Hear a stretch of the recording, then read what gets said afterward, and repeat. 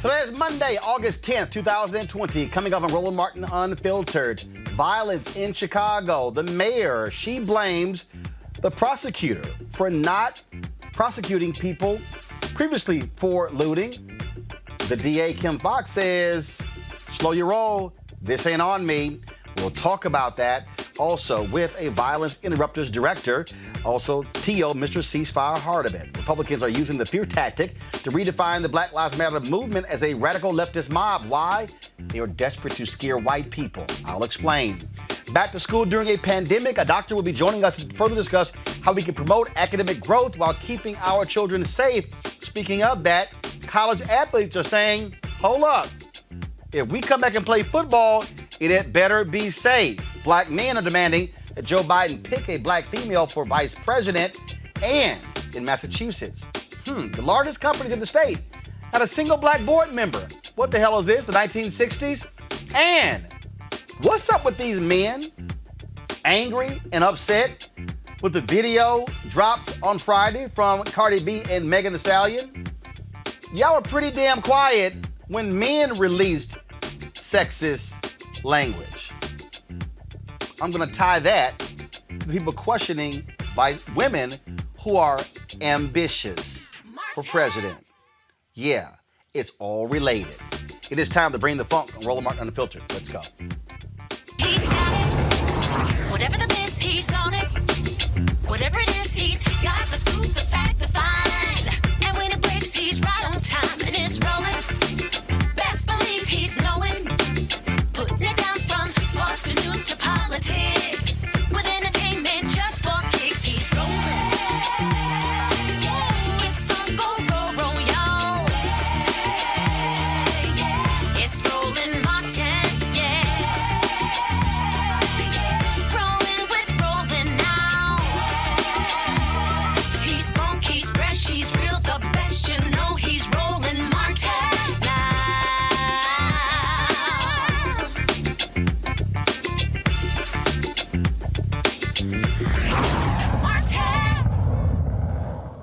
Hundreds of folks gather at the Magnificent Mile, in other parts of downtown Chicago last night, smashing windows, looting stores, confronting police, and at one point exchanging gunfire with officers. More than 100 folks were arrested. 13 officers were injured during the unrest, including a sergeant who was hit by a bottle. A civilian and private security guard were shot and wounded. Now, the mayor of Chicago, Lori Lightfoot, she blames county prosecutor Kim Foxx, saying she should have previously prosecuted to the highest extent of the law the people who were previously involved in looting and rioting in Chicago. Kim Foxx had this reaction. Good afternoon. It was maybe 9 weeks ago that I drove into the city and saw the heartbreak and the anger that resulted in what we see again today, which are broken windows in this building. The news that I woke up to with widespread looting here downtown and in some of our neighborhoods, that I'm sure I, and like many people, are heartbroken, angry, confused as to how we find ourselves here. And the reality is that as we seek to figure out what is happening in what is truly an unprecedented summer, it requires us to ask tough questions, to do deep deliberation, and to put all hands on deck. All hands on deck means that rather than standing and pointing fingers, we work together. Now, what all started in Chicago was after cops shot a man allegedly for carrying a gun. That's what set off what took place yesterday. Now, that is totally separate from the continued violence that has happened in Chicago. Over the weekend, 35 people were shot, 3 were killed by Sunday night. This has been going on all summer. You heard Kim Foxx mention that. And in fact, there's a 75% increase in the shootings in Chicago this summer, a 139% increase in murders for July 2020 compared to the same time a year ago. what is happening in the Windy City. Joining us right now is T.O. Mr. Ceasefire Hardiman, Executive Director of the Violence Interrupters. T.O., again, you see on one hand you have the mayor. She's blaming DA Kim Foxx, saying had she prosecuted folks before, then this wouldn't be happening. The Chicago Tribune dropped a story showing how Kim Foxx's office has dismissed more felony cases than her predecessor, Anita Alvarez. What is actually happening in Chicago? What is going on there? How can folks around the country understand really what's taking place? Hey, thanks, and thanks first and foremost, Roland, for having me on your show. What's going on in Chicago, I'm glad you had me on, because I was on the front line yesterday over in Inglewood, where there was a near riot that was about to jump off. Guys like myself, Tyrone Muhammad, a brother named Joseph Williams, Ed Russell, we got a chance to calm the crowd down. The police were out there, and they were going back and forth with the people. The young man got shot by the police. The facts have not been released yet in regards to the shooting yesterday, the young man in Inglewood. But most important, we stopped a potential riot on the front end in the Inglewood community yesterday, right on the front line. Secondly, in Chicago, what's going on right now, let's separate the gun violence from the looting and the rioting right now. The gun violence is at an all-time high, based on my opinion, because the violence is all over the place. You got a lot of interpersonal conflict. Gang violence makes up about 30% of the gun violence in Chicago, but a lot of interpersonal stuff going on. People they're on edge already. COVID-19, I'm not blaming COVID-19, but people are feeling desperate. People are at home all the time. People in the community don't have no outlets hardly. There's nothing really open out here, Roland, and people in the world need to know this. There's nothing for the young people to do. So idle mind brings upon a whole lot of different types of thoughts, okay? Homicides increased 139% during the month of July 2020. Now, when you talk about leadership in Chicago, I believe that we have ineffective leadership. They don't have the ability, in my opinion, to really address this issue of gun violence and reduce the gun violence. On behalf of Violence Interrupters, I'm not just talking about myself, Roland. I work with a lot of people in Chicago. We have mediated 43 conflicts this year on the front end where we stopped somebody from killing another person on the front end. And I've been trying to meet with the mayor for quite some time now, but I stopped trying. My thing is now to just keep doing the work. There's a community that I work in on the west side, the near west side. We've gone 60 days without a shooting. None of the businesses were torn up over in the community that we work in. So gun violence right now, you just had the rapper Duck. He was killed, and they were expecting big-time retaliation after his killing. We've been meeting with both sides, not just me, once again. I have a team of people out there. There's a lot of organizations supporting the cause, and there has not been any retaliation as of today. Let me put it like that. So the looting that just took place in Chicago, and I notice the blame game is kicking off on a higher level now. You cannot just blame Kim Foxx. You know, it's important to have somebody in Chicago that knows the back alleys of Chicago, the concrete jungle here in Chicago.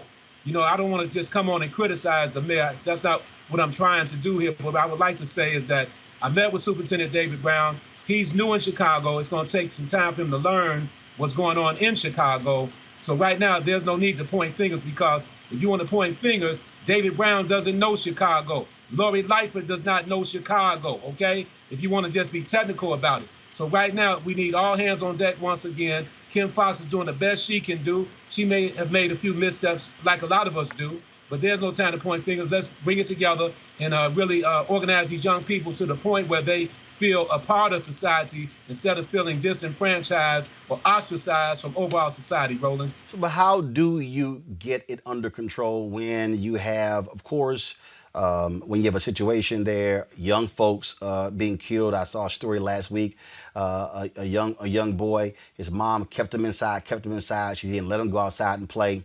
He never made it home. You have folks who say they feel helpless with what's going on there, what's happening on those streets. You don't have the same, let's just be honest, you don't have the same centralized gang control that you used to have in Chicago, where, like it or not, they were able to actually control violence there. And so you have these offshoots. You have these lone gunmen. You got folks just sort of operating in their own space. And so what is the blueprint to try to get it under control? Because Trump and others are like, send in more cops. That's the answer. Community says it's not the answer, but the community wants to be safe. Well, you cannot arrest your way out of an epidemic of gun violence, right? It's learned behavior. A lot of guys grow up in the community. This is what they know, okay? My thing is, I would like to make an appeal to anybody listening and watching out here. If, let's say, hypothetically speaking, if the mayor of Chicago appointed T.O. Hardeman like the street superintendent of police, let's hypothetically speaking, I could bring homicides down in Chicago by 70%. God has blessed me with a proven track record. I know how to communicate with my people. I'm talking to my people now. I know how to communicate with them young brothers and sisters out there in the concrete jungle a certain way. But you need somebody with, like, the alpha dog must return to Chicago in order to restore order out here, Roland. The thing is, mental health is at an all-time high. People not receiving no type of funds out here. Just imagine all the people that are unemployed right now. 45% of African-American youth are unemployed in Chicago. We have a big job ahead of us. And instead of pointing fingers, we should organize and unify. And the mayor should be able to reach out to people like me that's not your traditional yes man, somebody that might be able to help the city out, not help her out, but help our good city out right now. So, a lot of people are getting funded to, work to reduce violence. I'm working. I'm not getting the funding I used to receive. And I'm not here just on here talking about funding either. People can fund me if they want to. If they don't, that's fine. But my thing is this here. There are countless agencies that can do the work, Roland, but they're not being called to the table right now. And we need everybody. Now, the overall solution for people in the world to know, my vision for the overall solution, we need about 10,000 African-American men to unify in Chicago for about 1 year straight, hit the streets, mediate all the conflicts with these young brothers on the streets of Chicago, not stand on them and talk against them and talk down to them, but we need young men. We need guerrilla brothers, intellectual brothers, spiritual brothers, and political leaders. We need to descend amongst the community and reach these. Every time I go out in the community, them brothers, they receive me, Roland. And I'm not just talking about myself, there's other brothers too, but the thing about it, we're like unsung heroes to a degree because we're not doing it for glory. Looks like, go, you froze there. Right on ground level. People filmed it. Okay? So we stopped the riot yesterday, Brother Roland, so I just want to say we putting in work. The thing that, to your point there, you say you need 10,000. When I lived in Chicago, I remember same thing. We were dealing with violence there. We had organized an all-black men gathering, took place at the House of Hope. More than 1,000 brothers turned out.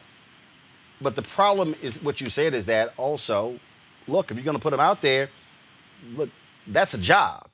And the reality is the city spends tons of money on police, tons of money on law enforcement. As you're talking, I'm sort of thinking about, of course, the guardian angels who were in New York City. I'm thinking about, other places as well, where you are, yes, putting folks out there who have a relationship. I remember a few years ago, a lot of people didn't realize this, where the Chicago police superintendent met with the Nation of Islam when they were creating these safe passages for kids walking to and from school. What you're dealing with there is you absolutely need all hands on deck. And so is there a present community solution right now? Is there any community role that's being played at the mayor, at the county commissioners, that the police are involved with, or are they trying to figure out on their own? I think everybody's doing a guessing game right now. For example, Roland, every year, universities are getting $20, $30 million to do research on what are the root causes of gun violence. Why keep funding research? We already know what the root causes are. The bottom line is when I talk about organizing 10,000 men, I'm saying organize 10,000 men with intent to mediate conflicts, to reach them young brothers on a higher level. Mediate conflicts out there, not just marching, not marching against the young brothers, bringing them to the table of peace and understanding, number one. The solution is a community solution. That's the only thing that's going to work right now. Everybody's talking about defunding the police, right? I'm not a proponent of defunding the police entirely, but I understand the mindset of defunding the police. But right now, the community solution, black men got to get up off the couch right now, Roland. We have to organize and mobilize, and then we need the family members of the shooters out there to become a part of the movement, because family members can reach their own family members, and we back up the family members. If you want to, this is going to take like a whole lot of serious work. It's not going to just be an overnight solution, but I guarantee you we can reduce gun violence by 70% in Chicago if everybody would take a look at my strategy, Roland.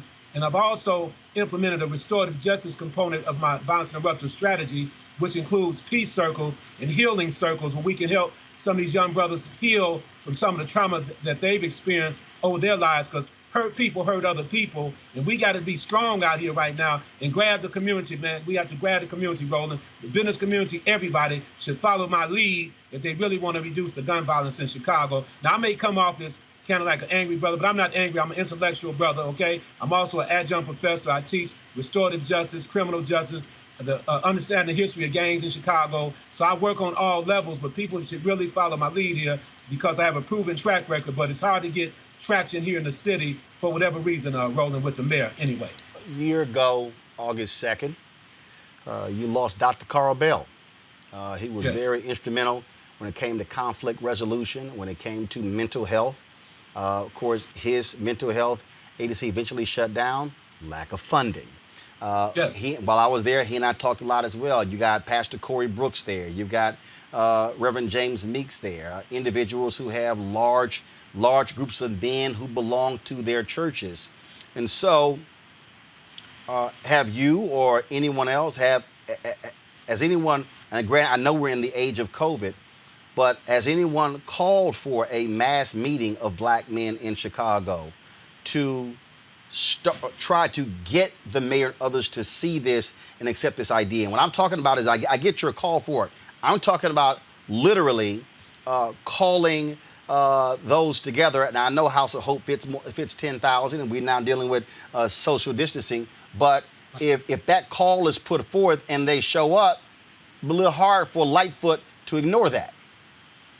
No, the thing is, yes, I work with Pastor Corey Brooks as well. He has a good team over there. As a matter of fact, they're the ones that's really stepping up with this, trying to prevent the retaliation with the guy that was killed, the rapper Dunk, and the guys on the other side. So, yes, Corey Brooks is a great asset, and he has a guy that works with him by the name of James Highsmith. He has a good relationship with all the brothers in that area. So, yes, to answer your question, Roland, we're in the process now dealing with this. This social distancing is kind of hard, but on the west side, I've organized around 5 different tribes. I call the brothers tribes, and we're organizing the first social distance type of peace summit on the west side coming up probably within the next 30 days. And then on the larger level, see, the thing when you organize summits, we're not going to call it a gang summit, it's a peace summit. Mm-hmm. You have to meet, it's mandatory that you meet with all the young brothers first, get them on board with you in advance. So it takes a little work. So we may have to we don't want to do it overnight, strategize on it for some time in October. So therefore everybody would know, the reason why they're coming to the summit, because you remember the Million Man March, which was a great thing. They had the Million Man March twice, but when brothers got back to Chicago, the killing continued. We did not stop the killings, in other words. So we have a lot of outside forces right now, Roland, even in the black movement. You got agent provocateurs. You got personal hidden agendas taking place out here. You got people pumping illegal drugs in our community and illegal guns. So when you address this issue straightforward, the way I'm talking, then the real demons will show their face, okay? The real demons will show their faces, Brother Roland. But we're doing okay, but we can work a little harder if we all would just unify. T.O. Hardeman, we sure appreciate it, man. Thanks a lot. And thank you for the people. Appreciate you all for having me on. And my website is violenceinterrupters.org, and you can follow me on social media. All right. Thank you so very much. My panel today is Leland McAllister, Director of Western Pennsylvania for Commonwealth Foundation, Dr. Avis Jones-DeWeaver, Political Analyst, Michael Brown, former Vice Chair, DNC Finance Committee. I'll start with you, Lenny, and that is, it's real simple. I don't care who you are, you cannot deal with violence in communities if you do not have some form of community program or initiative. Your thoughts on what T.O. just laid out? I mean, we both have been there, Roland, and we know that it obviously takes not just people, but money. I mean, time is money, and as much as people want to volunteer to be on the streets and do what we can for our communities, there's also something to be said about having an ongoing presence there. A lot of this stuff jumps off at night. A lot of this stuff jumps off during school time when kids are truant from school. A lot of this stuff is a long-term perspective type of endeavor. This is not going to be something where you just stop one fight and that's it. These are things that have been going on for generations. It's going to take people that know the work, that know the streets, like Tio was saying. It can't just be somebody that's going to parachute in. I know that Reverend Sharpton tried to come to Chicago and live there for several months and then leave to resolve a problem that people, including the Nation of Islam, Rainbow Push Coalition, and many, many others have been having a hard time resolving over years. This is going to take a long-term initiative. It's going to take some money, and it's going to take a higher level of commitment to get this done, where it's not just, well, black on black crime, take care of it. It's going to take something that the government tries to take a deeper understanding of and not just over-police it, because as we have seen, over-policing is not the answer to eradicating problems that have social ramifications, cultural ramifications, but dare I even say racial ramifications in regards to how we got here and where we're going. Avis, look, I mean, you have to have a community component. If the community does not trust city officials and police, they're not going to turn anybody in because they're going to fear for their own safety. That's exactly right. And I just have to echo the sentiments that were just shared. This is not, unfortunately, going to be any sort of great epiphany that people are all of a sudden going to come to and just poof, overnight, things are going to change. This will take years of investment. This will take a multi-pronged approach that's about creating strong economic foundations in communities, about creating strong programs in communities that can provide counseling, that really can support families. It's not going to be sort of like a one-shot cure. This is a multifaceted problem that needs to be attacked from multiple levels, and it is going to take years of commitment, and absolutely it will take years of investment in order to turn this thing around. Michael. Well, I want to echo clearly what the good doctor said, and of course what Lenny said as well. And we here in D.C., we had something called Ceasefire, Don't Smoke the Brothers as well. An organization like the previous guest was talking about. I don't know if the organizations are related at all. And what the doctor said is exactly right. We have to have all these wraparound services. However, the linchpin that we've talked about as well is until you deal with the folks that are bringing the guns into our communities. And I'll give you an example. A lot of the young brothers who have weapons do not walk into a gun show and use the gun show loophole to get their weapon. They're getting them out of the trunk of a car or a van that's coming into the neighborhood from another state or downstate. So the ATF has to be part of this. If they're going to go after young brothers with a nickel bag of weed, they need to go after the white Caucasian gun runners that are coming into our cities giving young brothers guns. That is a part of it. That has nothing to do with NRA. That has nothing to do with trying to take somebody's Second Amendment rights. What it is folks that are driving in illegally to sell guns to people. That also needs to be part of the problem. Well, the issue there, again, what's happening there is it's a multi-faceted issue. So it's not just the issue of guns. It's not just the issue of police, but you got to deal with economics. You got to deal with education. I mean, it's all that combined. But again, I do believe that in order for them to fix what's going on, you have to have a community component. Otherwise, it will never, ever get taken care of. So we certainly hope to see what happens there in Chicago. Folks, as of today, there are more than 5 million confirmed cases of COVID-19 in the United States.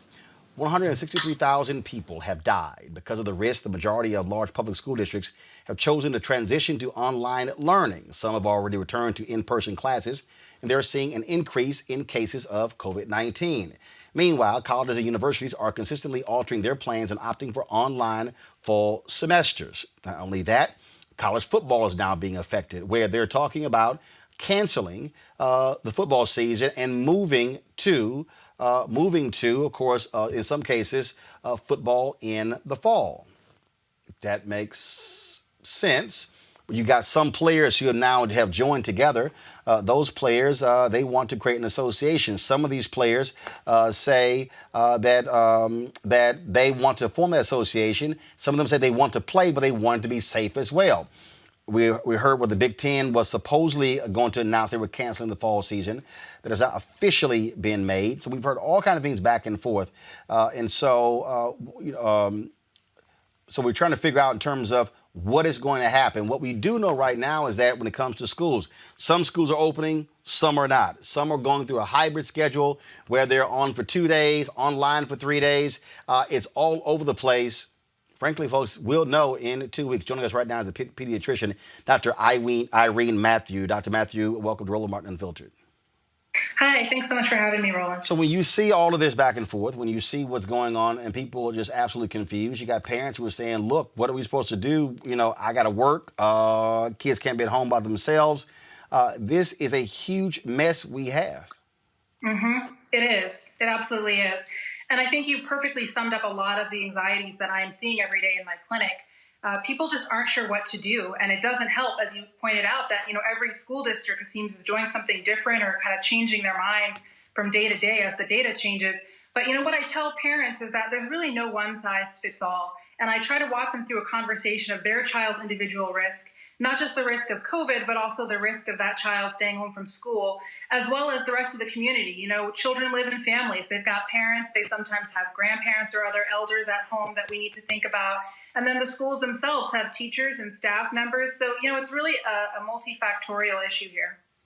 All right. And so you look at the school district in Georgia. They announced what was going on.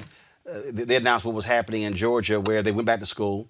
A student took some photos. They suspended the student, reinstated the student. Now that same school district, they're going online learning.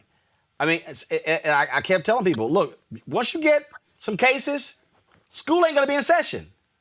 Right. I think that's a really good point. So it's kind of just a question of how long do school districts want to play that kind of catch-up game of trying to figure out where the cases are and try to chase those down before they realize that it's really not possible to fully contain it and are forced to shut down. Well, right, and that's the thing again. And I keep trying to explain to people that the moment you have somebody test positive and somebody else does it, school's not going to be in session. I mean, it's going to happen. You simply, unless you look at schools in the same way you see what's happened with the NBA, unless you create a bubble, unless you create something, it's not going to work. Then I had the superintendent in Georgia. He goes, well, we can't police students wearing masks. Yes, you do. You police everything else. Right. I mean, schools have had dress codes certainly since I was in school, much longer than that. So dress codes are certainly enforced. So, I think with younger children, it really is hard because developmentally, it's difficult for a 5-year-old to have a mask that fits them properly and to remember to keep it on the entire day. And so to some extent, this is going to be a sort of moot point for younger children who are just developmentally not able to keep a mask on, to practice social distancing, to not touch their faces. But, for older children, certainly we can enforce it, just like we can enforce every other type of dress code. And again, I don't understand how hard it is. Kids walking down the hallway, hey, mask on. I don't understand that. That just makes no sense to me. College football. You have these coaches who say they want to play. They're saying, these football players will be safer at the university than we'll be going back to their homes. But here's what you're dealing with. You're dealing with 70-plus players on these major football programs, staff, coaches as well.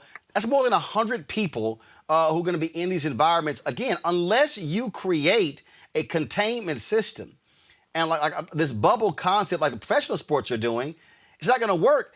If for these coaches, here's the thing. The players might be in a contained environment, but the coaches aren't. The personnel aren't. So this whole idea, they're young, they're okay. It's a Major League ball player who is actually out for the year because he had COVID, got through it, but now has a heart issue tied to COVID. Right. That's such an important point, Roland, because, there has been this myth throughout the entire pandemic that young people are fine, young people are going to be okay. But, we've seen increasingly as we see these young people who have had COVID and survived, that a really astonishing number of them do have chronic heart conditions later. They have evidence of heart damage in some cases similar to people who have had heart attacks. And so I think we need to be really careful about saying young people are going to be just fine. And these are even people who didn't have to go to the hospital, who may have had mild, moderate cases at home. There are people who have psychiatric, neurological, long-term side effects. I mean, the problem is we just don't know enough about this virus to be able to say confidently that young people or people who have mild infections are going to be fine and it's no big deal. Dr. Irene Matthew, we surely appreciate it. Thank you so very much. Thanks for having me. All right, then. Michael, what the hell? I mean, you're in a tough case. Obviously, parents are having to work. They're not trying to have kids at home for the next 5 months or even longer.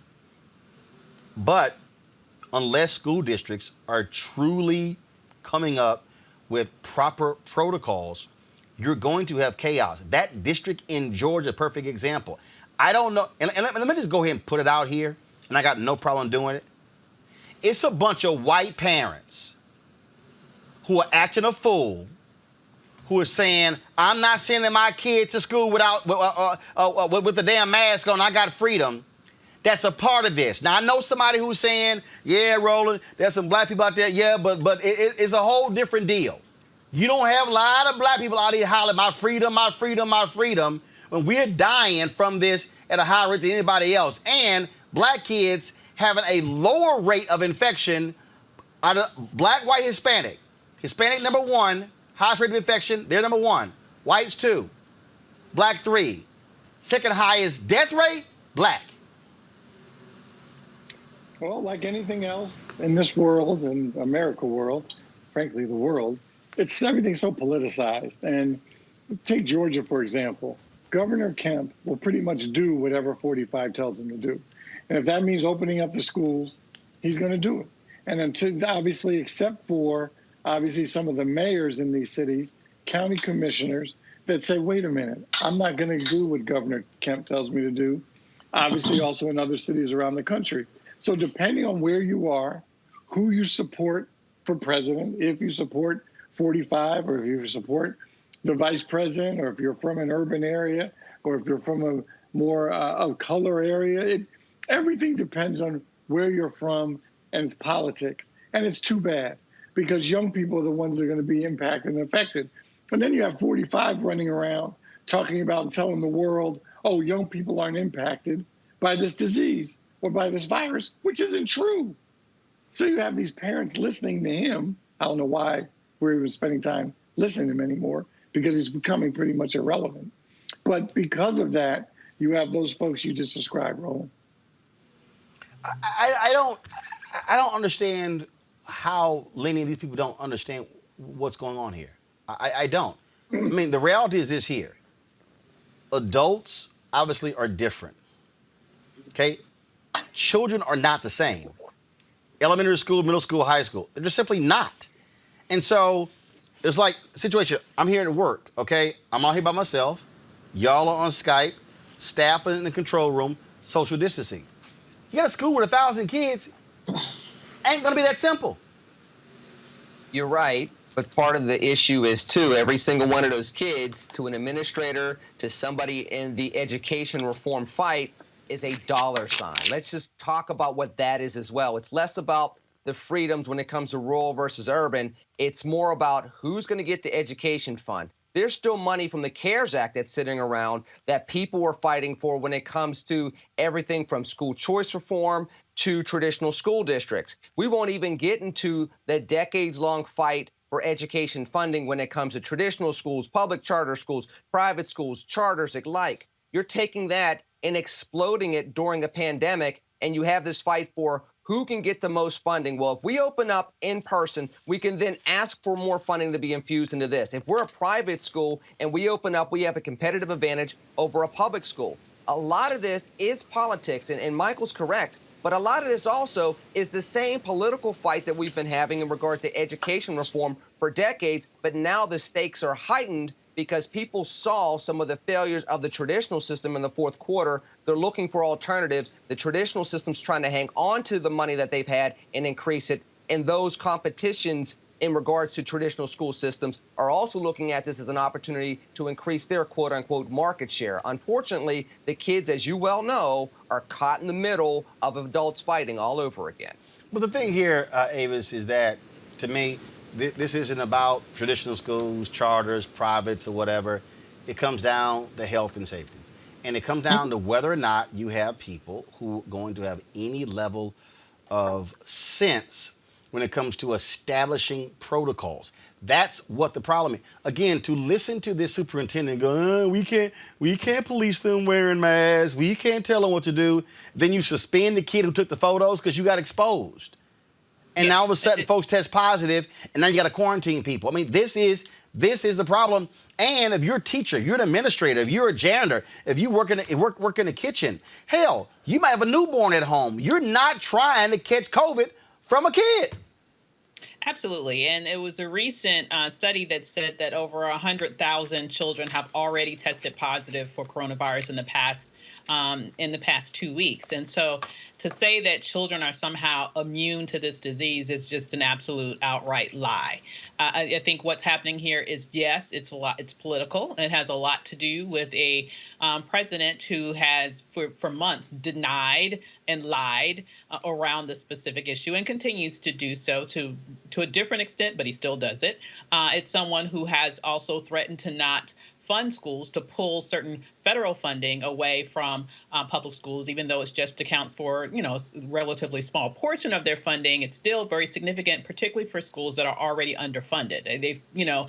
That becomes an important factor, yes, when people are thinking about being able to maintain their system. But I would also say on the other side of the coin, when we're talking about college football, that to me is all about the money. Now we're talking about a $4 billion industry. A $4 billion industry in which they are willing to, quite frankly, risk the lives of these young men who aren't getting paid, by the way, but making $4 billion for other people for nothing. It is just for their entertainment.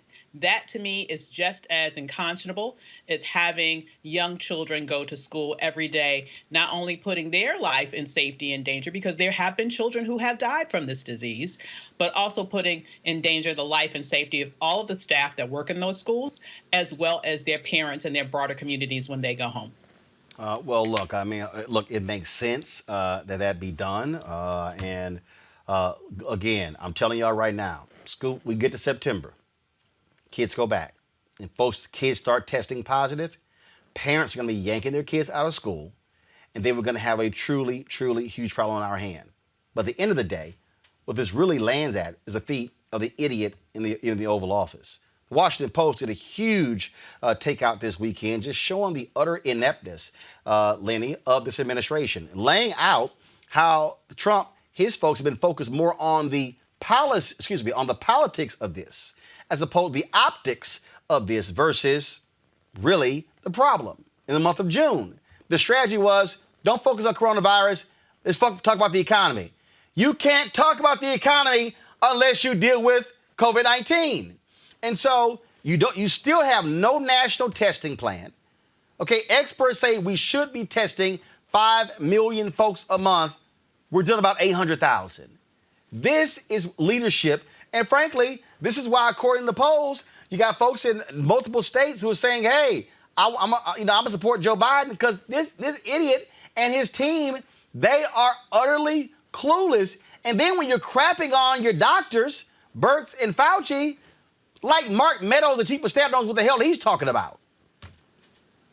Well, unfortunately, what ended up happening when Donald Trump was elected president in 2016, people were not necessarily voting for leadership. They were looking for a shakeup. They were looking for somebody that was going to make them feel good versus being prepared for instances like this.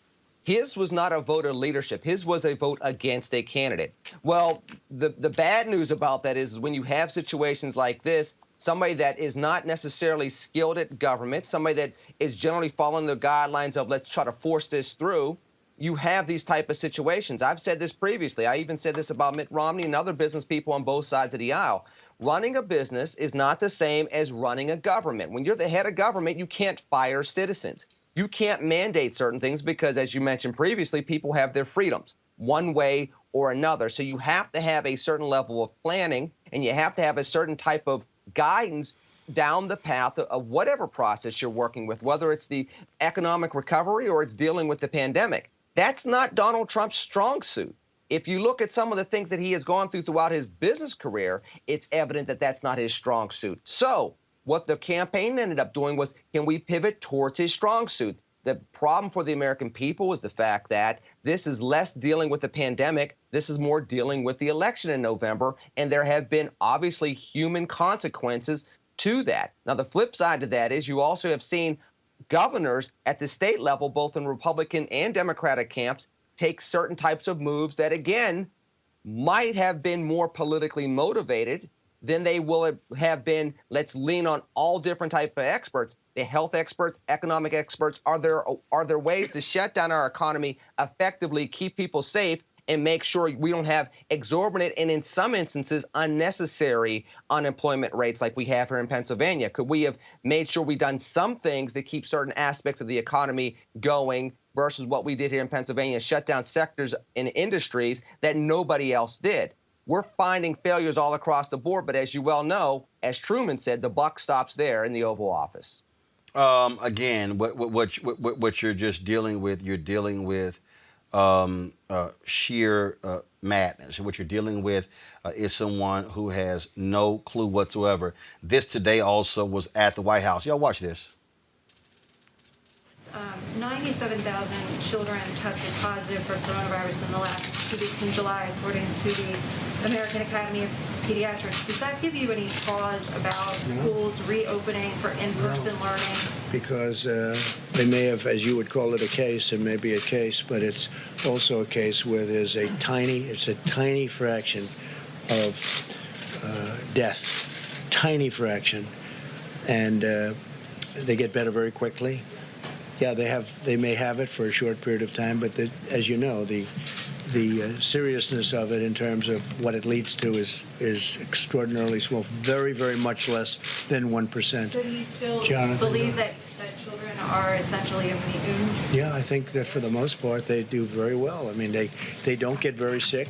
They don't catch it easily. They don't get very sick. And according to the people that I've spoken to, they don't transport it or transfer it to other people, or certainly not very easily. So, yeah, I think schools have to open. We want to get our economy going. We have incredible numbers despite this. If we could get this going, I think it's a very important thing for the economy to get the schools going, Jonathan. That right there is about money. And then for him to say they don't pass it on, kids have died. He's not a doctor and he doesn't play one on TV. He's actually not even a good businessman. He ran 6 businesses into the ground with bankruptcies. And now we see that he is an absolutely horrible president of the United States. He is completely irresponsible. He is incapable of emitting emotion about the human tragedy that we have seen now. Over 160,000 people dead.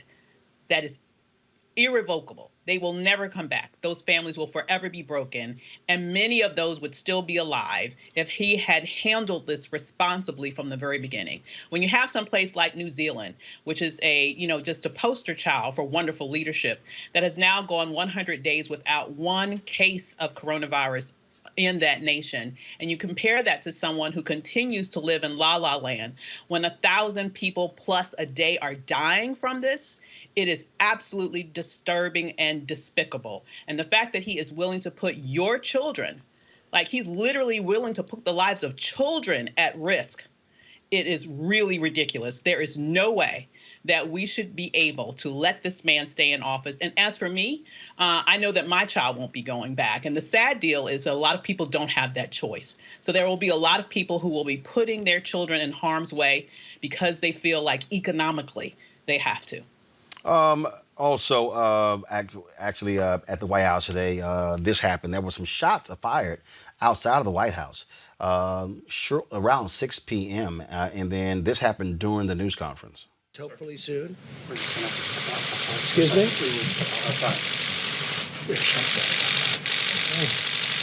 What's going on, Mr. President? What's happening? Hopefully soon. So, this is about 5:55. Actually, I was driving in. Then all of a sudden, the Secret Service began to block off a whole bunch of streets very quickly. So apparently, a guy fired shots outside the White House. He apparently was shot and is being detained. And so that's what actually took place at the White House a little bit earlier. And so that's what's going on. Michael, I want you to comment again on what's happening with, again, children and COVID. For all of us that have been around children or have children, even the simple cold can be. Oh, excuse me. Excuse me. This is actually making my point. Even the simple cold from a child can be transferred to an adult, to a older person that lives in your house. So who knows what he's talking about? He's an idiot. So I have no idea.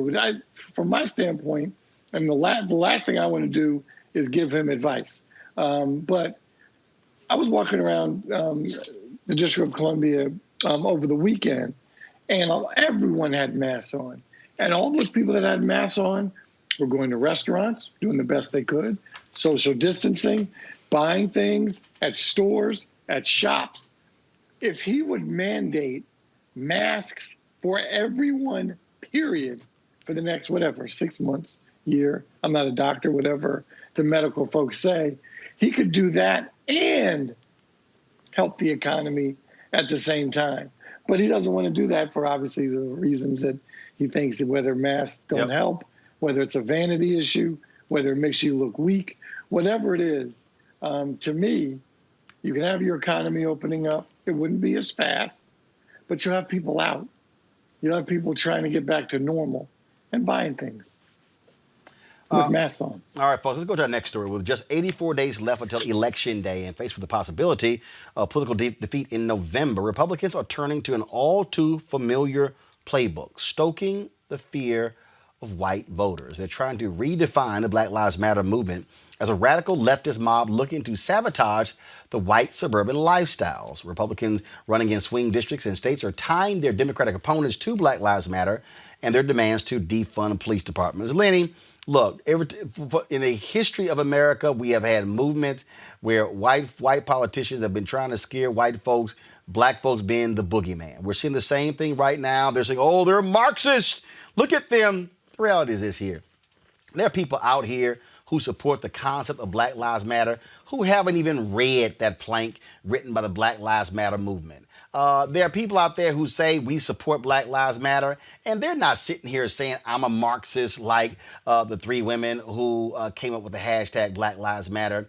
And so you're seeing them trying to tie what's taking place in Portland, what's happening in Chicago, saying, see, if these people get control, they're going to let these black people just run wild, and you white people, y'all are in trouble.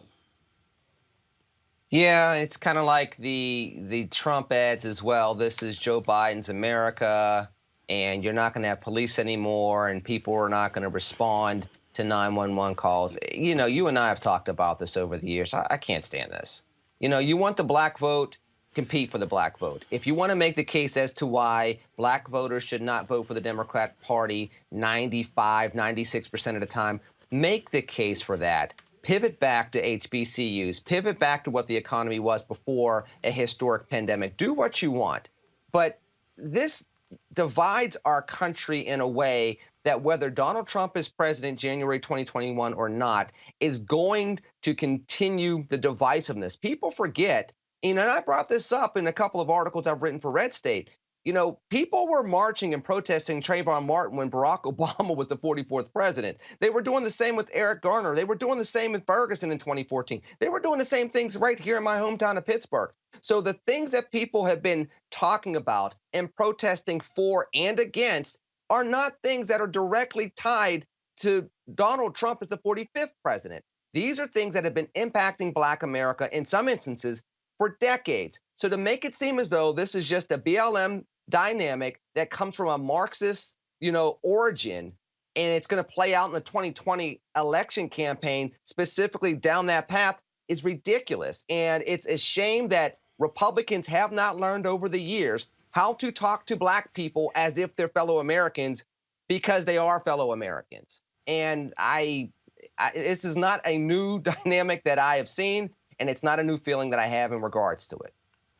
Michael, again, the whole point here is scare white people. Donald Trump's only strategy, how can he scare enough white voters to vote for him?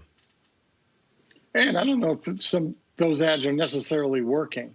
I know there was a report, I'm not sure, I'm sure it wasn't on Fox News, it could have been on one of the other cable network shows, where they interviewed some white suburban women and voters and asked them their opinion of these commercials. And they were very disgusted by them. So I don't know the country is turning for whatever reason, or maybe it's because folks believe in Black Lives Matter, whether they just their own minds have turned the corner. I'm not talking about 45's hardcore traditional supporters and voters, but other folks, it's like they don't like those kind of ads. I don't know if the Willie Horton ad would work today, but clearly 45's folks think they do, because that's what that kind of non-police commercial is all about. It's very Willie Horton-ish. So we'll see if it works. Some folks say it's not working. And I guess we'll see what happens on November 3rd. But he's never, and to Lenny's point, I think that's part of, I think, the frustration for some Republicans that actually really do care about going after the of color or black vote. And why aren't you doing it better? Is because of what Lenny laid out. They're just not that interested. They don't think they're going to vote for him anyway. They're not going to get a lot of votes in these, what they would consider these urban areas. So why should we even try? So if you're not going to try, you're not going to get the vote. Michael, if I can, I think the difference is everybody saw the George Floyd video. So when Trey Gowdy is calling for criminal charges on Fox News, when you have all these conservatives that were outraged and calling for criminal charges, and then you try to follow up with a typical, scare them into the more conservative, more police-friendly vote like conservatives have done going back to 1988 and Willie Horton, it's just not going to play because people have seen that video and Rodney King and several others, including Laquan McDonald in Chicago. We're at a different point of time because of the cell phone video with some of these police misconduct situations. Heck, when we've seen police beat up on black teenage girls, people have seen enough of that to say, you know what, enough is enough. And then if you try to have those type of ads after that, people are not buying into it like they may have 20, 30 years ago. Avis. That's exactly right. If you look at the surveys that have been done around this issue, you have seen a huge shift, specifically in the opinions of white respondents around issues involving Black Lives Matter. Now with over 70% of whites indicating that they are supportive of the movement. And so what's happened with the campaign, with the Trump campaign, is they have become very disjointed with the direction of the public. I know that with the time that I spent literally on the ground in protest in Washington, D.C., it really struck me how multiracial the crowd was. And as I look at other footage of other cities around the nation, I see that as a commonality. I mean, it's just a very different moment. And I think he's just completely tone deaf in trying to ring that same, you're right, Willie Horton-like type of bell in a time that's different and in a time where the population that he's hoping to appeal to, a significant portion of them, not all of them, but a significant portion of them have shifted their paradigm on this issue, and they understand the legitimacy of the movement and exactly why it's needed. All right, folks, let's talk about politics. Sports and entertainment figures, along with more than 100 other black male leaders, sent an open letter to Joe Biden expressing disgust at the way black women have been unfairly criticized and scrutinized during his vetting process to pick his running mate. He is going to announce the VP pick this week. The letter says, as someone who has said throughout the campaign that VP Joe Biden needs to choose a black woman VP, the urgency for that pick has gone from something that should happen to something that has to happen. It disgusts us that black women are not just being vetted in this VP process, but unfairly criticized and scrutinized. Was Joe Biden ever labeled too ambitious because he ran for president 3 times? Should President Obama not have made him the VP because he had to worry about his loyalty when he clearly had ambition to be president himself? Why does Senator Kamala Harris have to show remorse for questioning Biden's previous stance on integrated busing during a Democratic primary debate? Have Democratic Party leaders, allies, or donors ever required Joe Biden to show remorse for the 1986 or 1988 anti-drug abuse bills, which established mandatory minimum sentencing, and subsequently crack cocaine sentencing disparities, and by its own admission, led to mass incarceration? What about the 1994 crime bill? Let's be clear about the kind of remorse and reckoning that matters in 2020, when the black community is still suffering the consequences for these oppressive measures. So, black women are the only ones required to stay in their place and to show remorse for even questioning their own oppression. For too long, black women have been asked to do everything from rally the troops to risk their lives for the Democratic Party with no acknowledgement, no respect, no visibility, and certainly not enough support. More than 700 black women signed on to a letter demanding a black woman VP, and we black men stand in solidarity with them. Failing to select a black woman in 2020 means you will lose the election. We don't want to choose between the lesser of two evils, and we don't want to vote for the devil we know versus the devil we don't, because we are tired of voting for devils, period. Among those signing, Chris Paul, Sean Diddy Combs, Charlamagne the God, Omar Epps, and a number of others. What do you make of this letter, Avis? Clearly, the pressure is on Joe Biden. He has drawn this thing out. Folks are getting antsy. They are not happy when reports surface about former Senator Chris Dodd, his comments about Kamala Harris. Now they're having to deal with it. Absolutely. I mean, first of all, I just want to say thank you to the brothers who came together to write and sign that letter. It is so affirming as a Black woman to see such bold and public support of Black women by Black men. I just want to say that is beautiful to see. I'm so happy that they did that. But you're exactly right, and they were exactly right when they pointed out the blatant racism and sexism that was specifically thrown at Black women, and particularly Senator Kamala Harris, with regard to this process. The way that the Biden campaign has carried this out, to be honest, they should be ashamed of themselves. They should be absolutely ashamed of themselves. All of the leaks that have gone out that have been so insulting and so disparaging, it is just no excuse for it. So, you know, I'm just disappointed and, quite frankly, angry that they have dragged the names of these women through the mud, that they have tried to insult them, and that they have insulted them, and in a way that they just didn't have to. You know, I don't even understand why Chris Dodd is still involved with the process, quite frankly. You know, it is insulting that you have people that are in Biden's ear who apparently hold these racist and sexist stereotypes of Black women. I have news for him. We are not the help. We actually have leadership of potential and ability. And if Biden wants to win in November, he needs to choose a Black woman as his vice presidential candidate. Michael. As you know, as a Biden surrogate, and I agree with most of the things that the good doctor has to say on many of the times we're on your show, Roland. I don't know if I agree completely about being disappointed in discussion. We don't know where those leaks came from. First of all, they're terrible, bad. I do believe he also should select an African-American woman. That would make the absolute, forget politically, it's the right thing to do. Smartest people ready to be president, because that's really what the role of vice president is, who's ready to be president. And all the women that have been lined up as candidates, potential candidates, to me, would be a better president clearly than 45.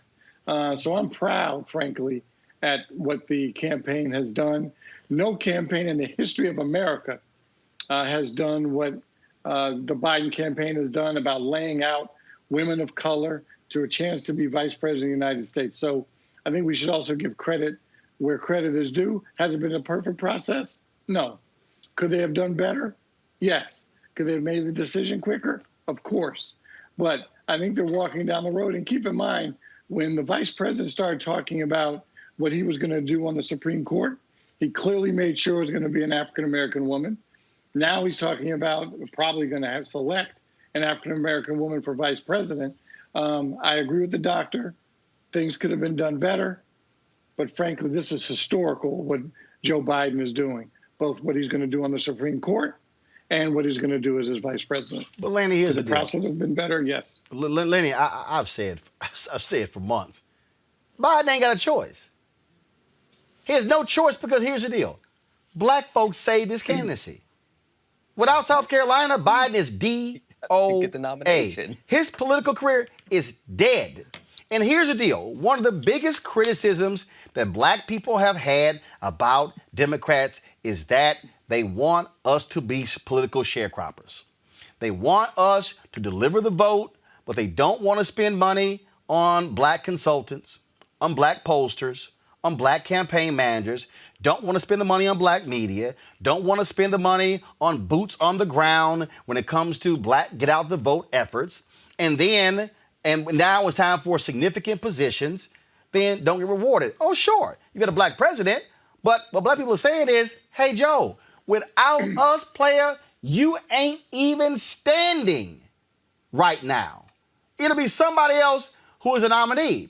And so if he does not pick a sister, Lenny, I'm telling you, he will unleash a level of criticism that he does not want to deal with right now in August with him showing up in key polls. And look, the Biden campaign could be pleased that he's peeling off these white suburban voters and these white older voters and these independents. But I'm telling you right now, I was in a meeting with Reince Priebus at the Republican National Committee in 2016 when they were meeting with the folks at TV1.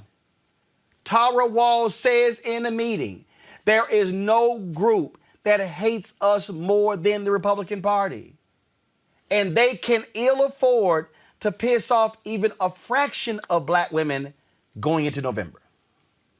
Well, as the notable exception on this panel, I'm going to remind everybody that the former vice president just went on in the media and said that, unlike, African Americans that are not very diverse, Latinos are diverse. He has a tendency to step in it all the time, and he tried to pander to Latinos by throwing the African American voter once again underneath the bus. And to continue to go down this path, he has a bad track record over decades of offending different minority groups. And I'll be honest with you, one of the things that I think makes people nervous, because this letter came out today after the comment from over the weekend and after Gretchen Whitmer's name got thrown right back into the news cycle in regards to a possible VP selection.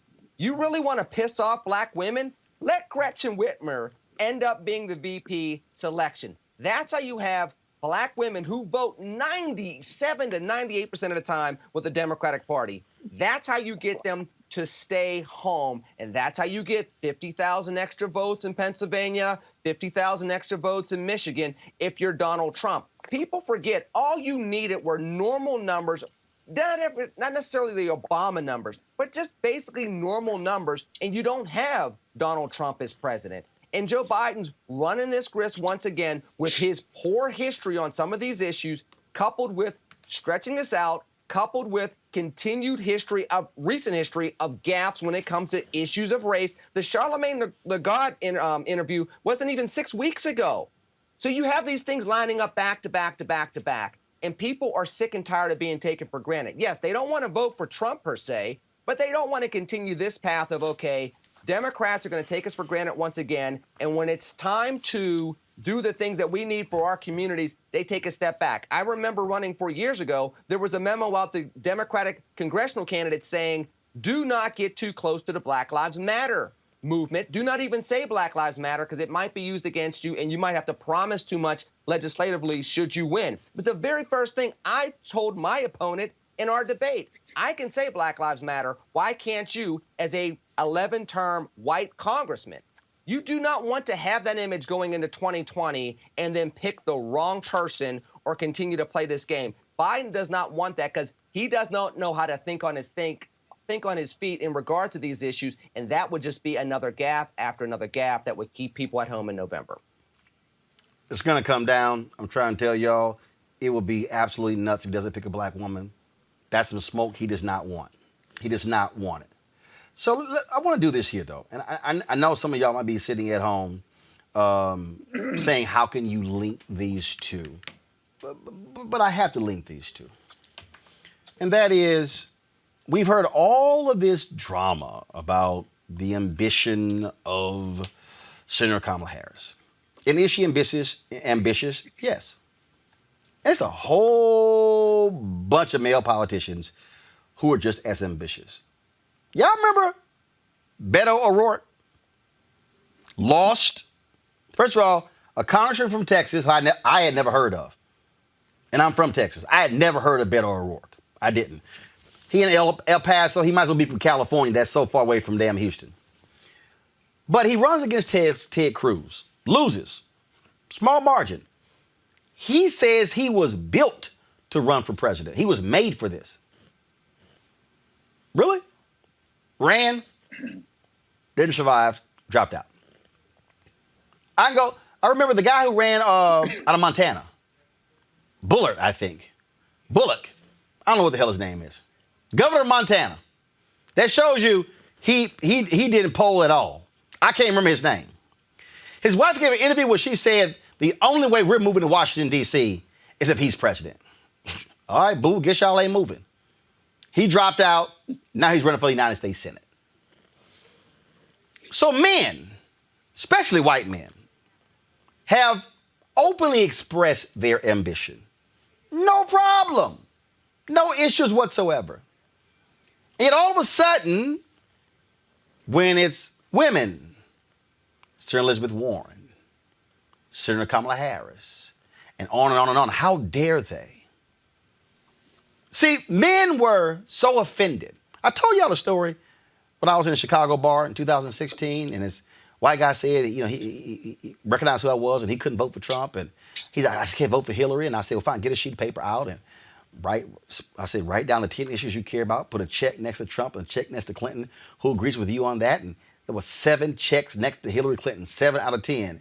He goes, I just can't vote for her. Yes, Hillary Clinton had to deal with sexism and misogyny when she ran for president. We've seen it. We saw it when Geraldine Ferraro was VP. We saw it when Palin was on the ticket. This double standard, what women not supposed to do. They can't do those things. On Friday, Megan Thee Stallion and Cardi B dropped the video. WAP, some say WAP, whatever you want to call it.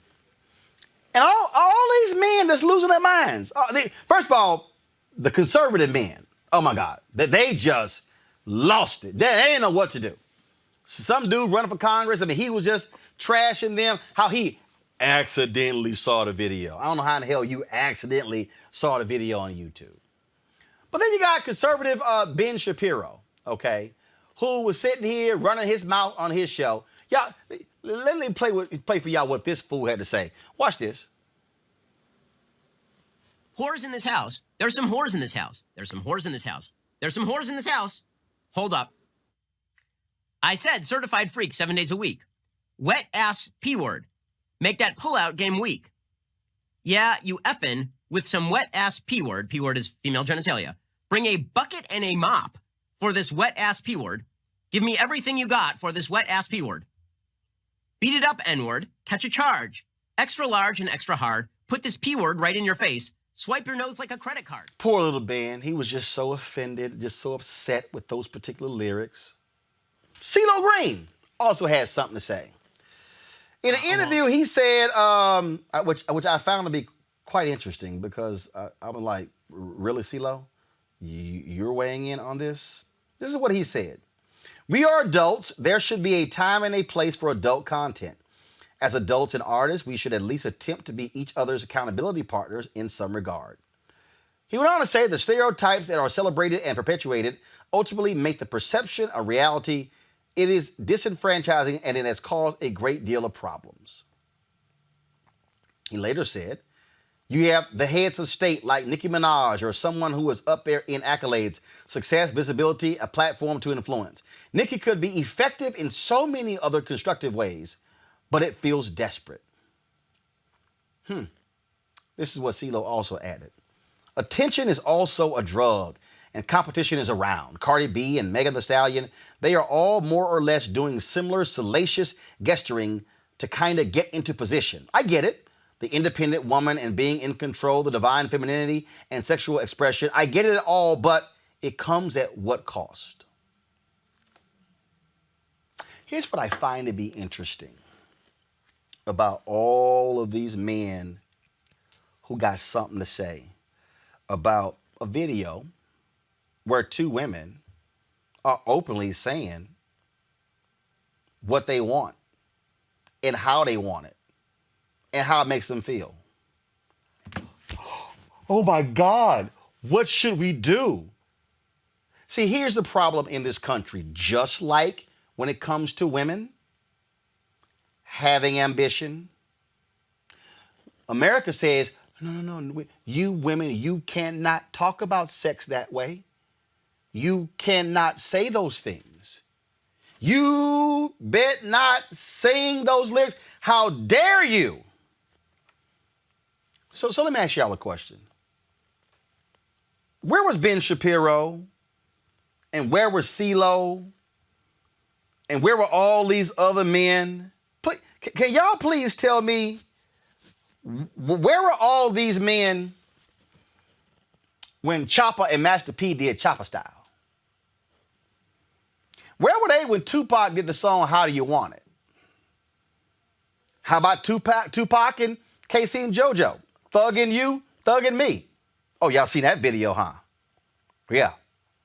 See, folks talk about how y'all know him play the Nicki Minaj Megan Thee Stallion video. Oh my God, this video is it's so sexual. I mean, it's what's going on?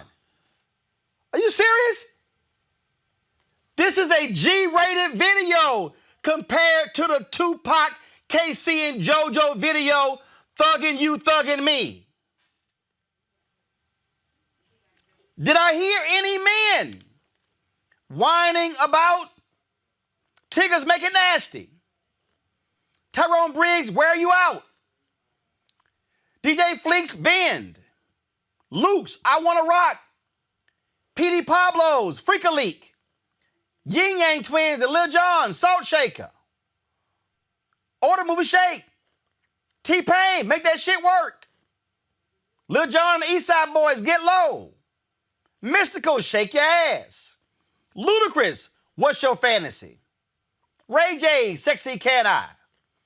Yin Yang Twins, Wait, also known as The Dirty Song. How about Mystical and Trombone Shorty, That Woman Dirty? Ludacris, Moneymaker. Esther Dean and Chris Brown, Drop It Low. Prince, Sexy MF. Vanity 6, Nasty Girl. Prince, Erotic City. P Control. Genuine Pony. Shall I go on? Sure. Usher, I Don't Mind. Juicy J, Twerk. Kelly's Milkshake. Tigger, Rack City. Travis Porter, Make It Rain.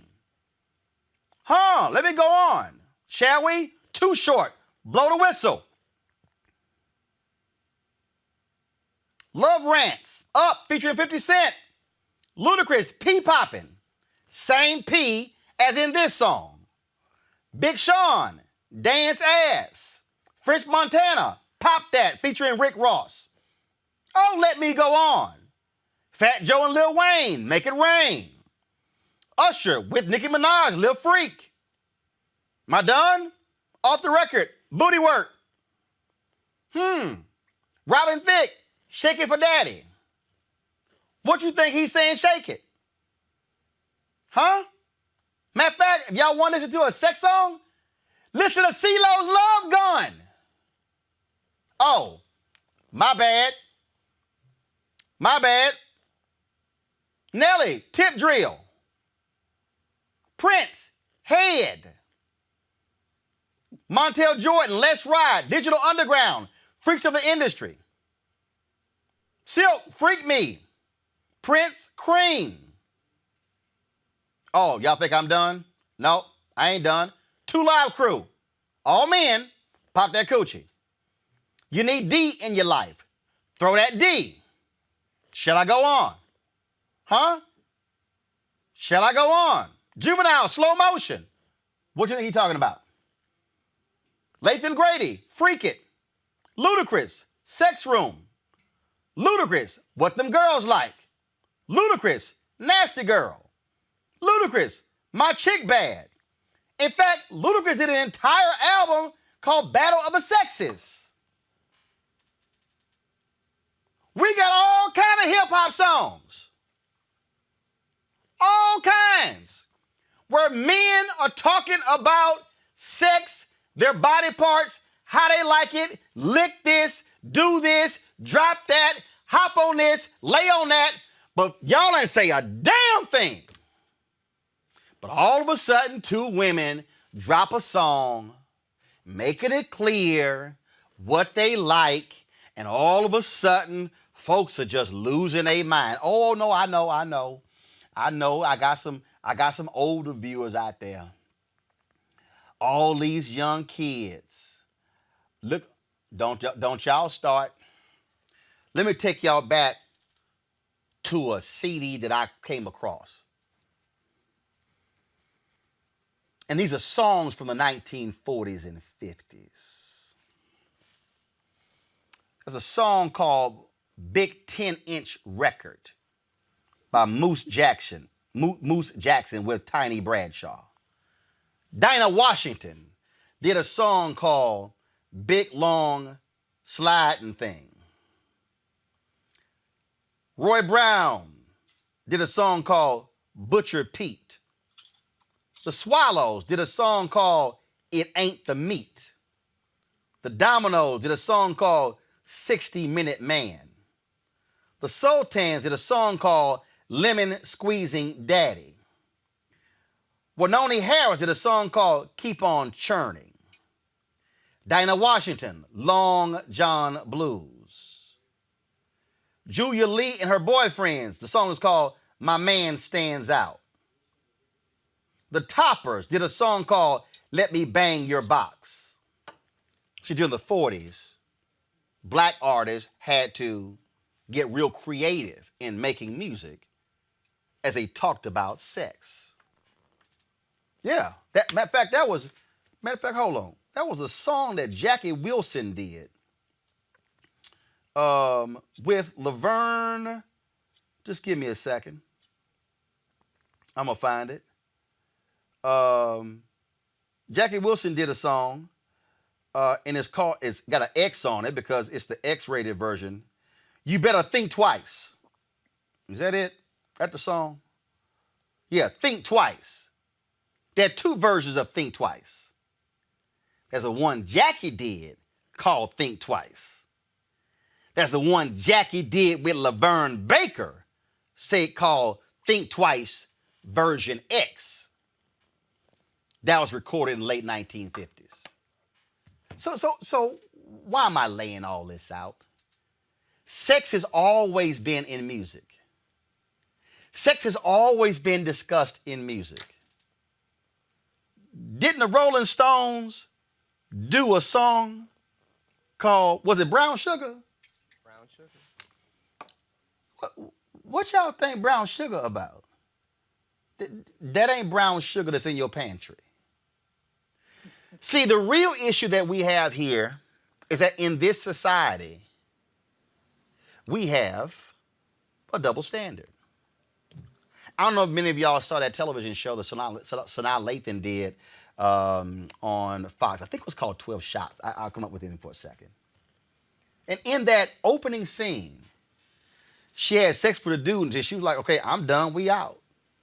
Her character didn't give a damn. Her character was like, if I want to sleep with a man after meeting him in a bar, I'm cool, then I'm out. Oh my God, what are you doing? How many movies have y'all seen, a TV show with what a male police officer was a player, slept with anybody he wanted to sleep with, and it wasn't no thought? Hell, that's the whole basis of Shaft. America loves misogyny. America loves sexism. America loves to have contempt for women who choose to speak freely about their bodies and about sex, and then call them out and dog them out when men been doing it for a long time. Now look, here's the deal. If you don't like how graphic Megan Thee Stallion and Cardi B is, that's fine. If you fine, that's fine. But don't play no games if you listen to sexually charged music from men and now all of a sudden you got a problem when women are singing it. Don't all of a sudden have a problem when women are talking about how they want it, the way they want it, and the way it makes them feel. But you ain't say a damn thing when all those male artists, and it's a long list of male artists who've been doing the exact same thing. And lastly, Don't play this game when it comes to your daughters and your sons. And black folks, y'all know what I'm talking about too. Y'all know how we sit here. Oh yeah, check him out, man. He got all the girls calling the house. What? Who all these guys calling the house for her? Don't you be a hoe. I'm sorry, wait a minute. So we celebrate when that guy or that young boy has multiple girls calling the house or DMing him or texting him. But over here, our son, oh man, he a player. But our daughter, she a hoe. That's what we call double standard. So that double standard now is played out in every other area. It even plays itself out when a woman rises to become mayor or governor or senator and wants to be vice president or president. And then they say, no, you can't do like them. No, we're going to hold you to a different standard. No, same damn standard. Same one. Going to a break. I'll be back on Roland Martin Unfiltered. Support Roland Martin Unfiltered. Be sure to join our Bring the Funk fan club. Every dollar that you give to us supports our daily digital show. There's only one daily digital show out here that keeps it black and keep it real as Roland Martin Unfiltered. Support the Roland Martin Unfiltered daily digital show by going to RolandMartinUnfiltered.com. Our goal is to get 20,000 of our fans contributing $50 each for the whole year. You can make this possible. RolandMartinUnfiltered.com. Look at my panel. I want to talk about that whole deal. Avis, again, this double standard, these games that we play, and you got to call it out because what it does is if you don't, this thing sort of continues with how we sort of view women and say, well, no, you can't do that, but you're a dude. Oh, no, you can't do that. That's what we're dealing with here. Now, I know somebody was like, I can't believe you're going to put VP Candace in the same breath as Megan Thee Stallion and Cardi B, but it all is in the same bucket of how we look at and treat women differently than men, and hell, how white folks look at black people differently than them. Because I remember I was told, you wear your ambition on your sleeve. I was like, but the white boy do too. Yeah. It is absolutely true. That is a double standard. It is sexist. I think that CeeLo Green in particular is rather rich. I mean, wasn't he convicted of rape at some point? I mean, we're not talking about a video now. He took a plea deal for putting for putting something in a woman's drink. But I'll find it. Go ahead. Oh, okay. Mm-hmm. So he was trying to do a Cosby. I got it. Okay. So interesting that it comes from him. But as you mentioned, it's not just him. It is a double standard. It is a reality. We do hold women to very different standards around the spectrum of life. You're exactly right. As it comes to sort of entertainers, all the way up to vice presidential candidates. Women are apparently supposed to be seen and not heard. They're apparently not supposed to have ambition. They're apparently not supposed to be able to outwardly express their desires. But men are supposed to be able to do all of those things and more. And it's wrong, and it needs to be eliminated. That is not what we would have if we had a more fair and just cultural tradition, not only in this nation, but throughout the world. And Lenny, and here's the deal. What I mentioned, the song by Kellis. I also mentioned there was some other songs that women had done, again, where people had issues with the song "Put It in Your Mouth" by Akinele. "My Neck, My Back" is another song that folks had issues with. So I mentioned by Kia. I mentioned all of them together. But that's the thing that, again, it rubs me the wrong damn way when I'm reading these comments and I'm going, really? Like, y'all got something to say?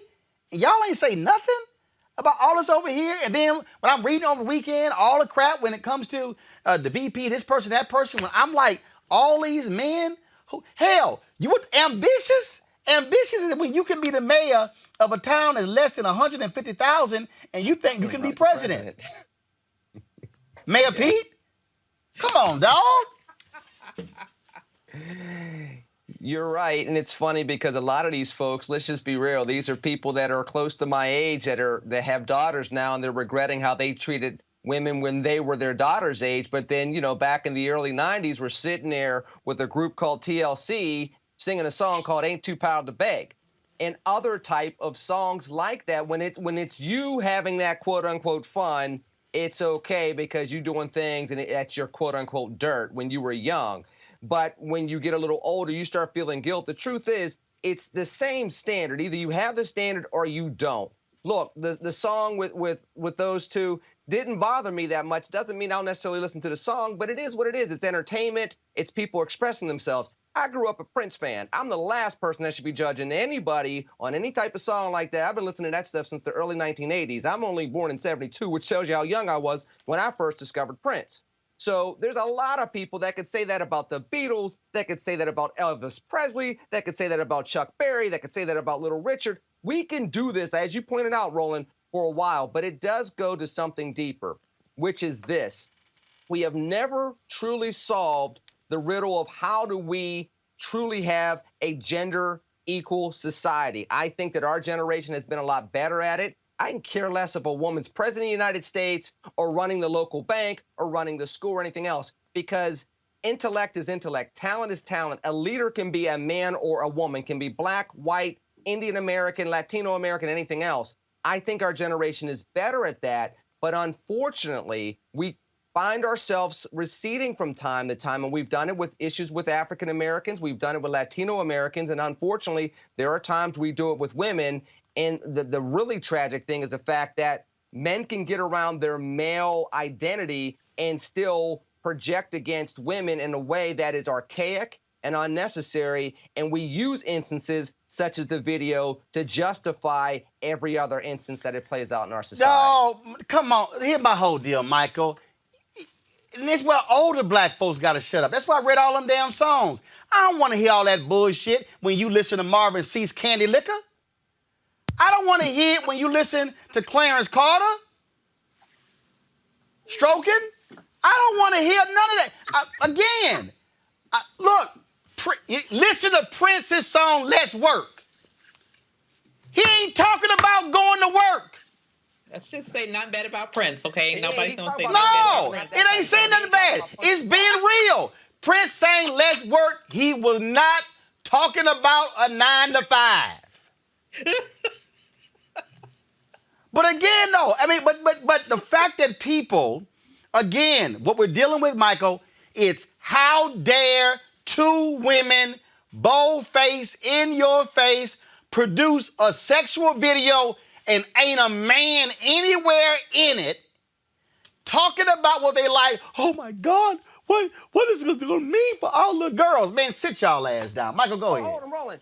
Let me say hold on, Lenny. Michael, go ahead. Good. But first I have to co-sign on defending Prince, so we're all on that. I know. But I will say, I got less work on the phone. I know this. I'm just simply stating. I'm simply stating that the people who are so judgmental act like they don't have it in their music list. No, I'm with you. And by the way, I've heard a lot of your editorials. That was one of your best, by the way. Great job. That was really, really good. You're right. I don't know how it changes these society norms, why we think the way we think. Certainly not a psychologist. Why society rules say this is how it's supposed to be. But it certainly helps when the glass ceiling is broken. When you do have people sitting across the table from you that can determine whether you're going to get your home loan, that determine whether you're going to get your car, determine what your city policies and laws are going to be, or your state. And so it does matter when the glass ceiling can get broken. And so the more, whether it's people of color, whether it's women, that are breaking through that ceiling and are in authoritative positions of power, that's when society rules will change a little bit. For example, I forget what, there was some, I wish I can't remember, so I'm not going to try. There was a situation where a man was applying for a job, And they had two different scenarios. One was the person who was interviewing him was a man. And the two men were talking about the job, and a woman walks by the room. I guess supposed to be an attractive woman.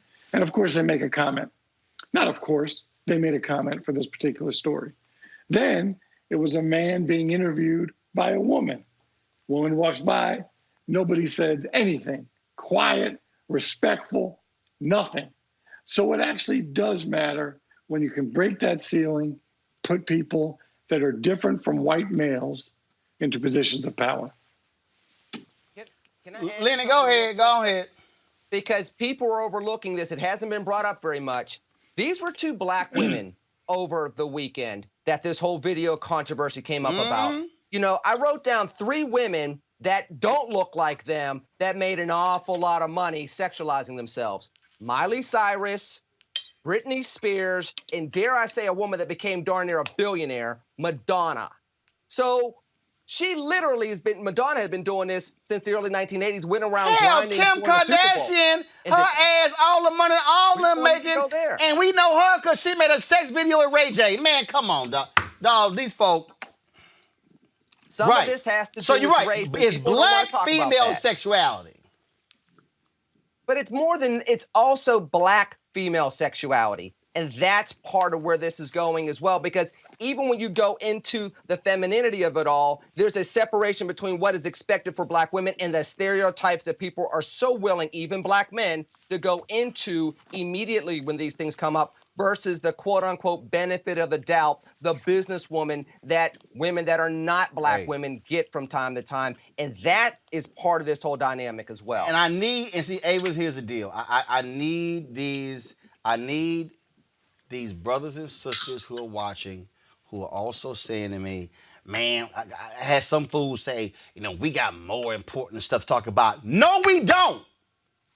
Because what I'm describing right now is also the difference between women being locked out of the Black freedom movement.